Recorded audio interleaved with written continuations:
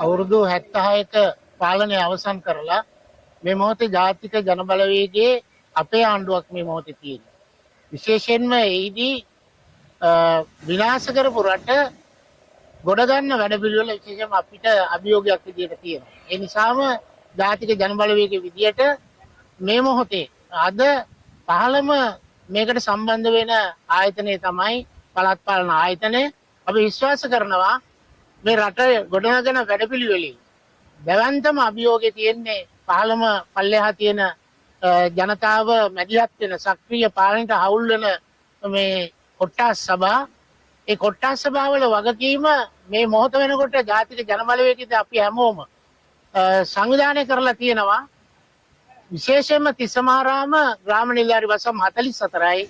ඒ වසම් 44ෙම කොට්ටාස් සභා පිහිටවලා ඒ කොට්ටාස් සභා මගින් ඉදිරියේ ස්ථිරවම අපි තිස්සමාරාම පාදිසභාව ජයග්‍රහණය කරනවා.